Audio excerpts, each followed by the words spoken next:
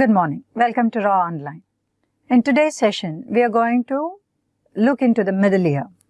With regards to competency in the CBME curriculum, it comes under the AN 40.2, where we are going to describe and demonstrate the boundaries, the contents, relations and functional anatomy of middle ear, and also explain the anatomical basis of otitis media.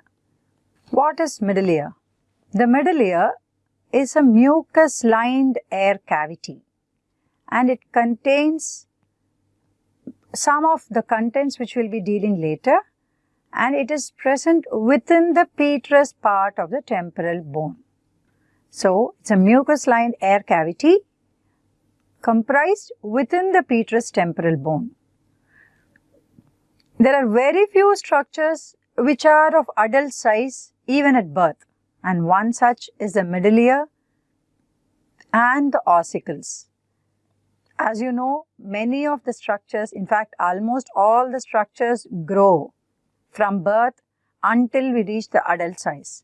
But here, middle ear cavity and the ossicles are two things which assume the adult size at birth itself, because they are so minuscule that there is no space for them to grow.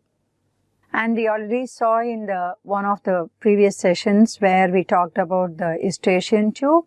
So, the eustachian tube or the auditory tube communicates the middle ear anteriorly to the nasopharynx, and the same middle ear also communicates posteriorly to the mastoid antrum.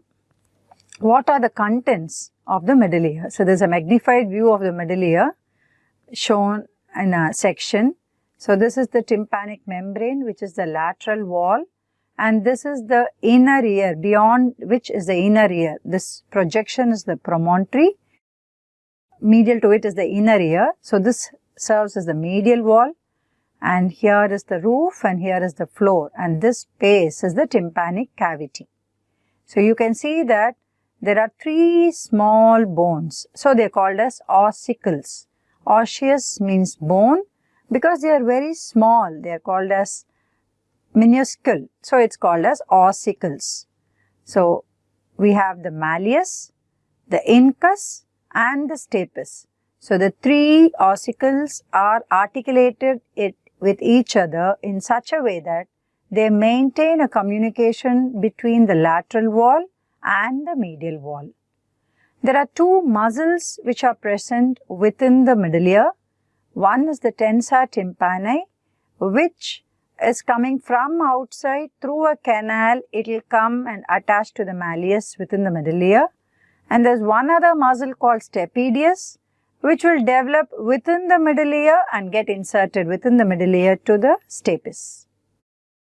Apart from the bones and the muscles, there are nerves which innervate the sensory innervation of the middle ear, they innervate the muscles and also have vasomotor action.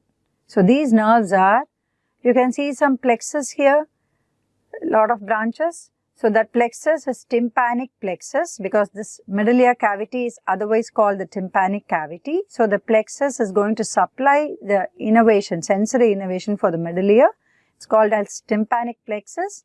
It is not a single nerve, it is called the plexus formation. You know, plexus means lot of communication. So, there is one from the tympanic branch of the glossopharyngeal nerve and other carotid-tympanic nerves.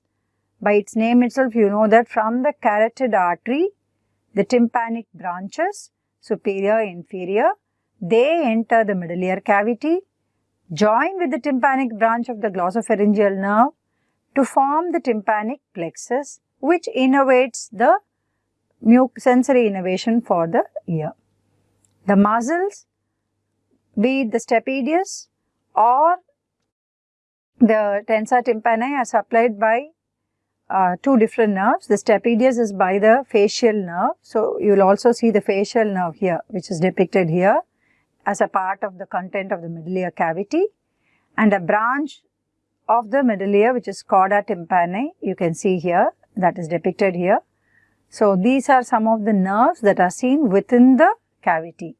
You can see one small branch here, which is the lesser petrosal nerve. There is another branch from the facial nerve which again will pierce the tegmen tympani. So, their petrosal nerves because they pierce this part of the bone, petrous temporal bone. They are called as greater and lesser petrosal nerves.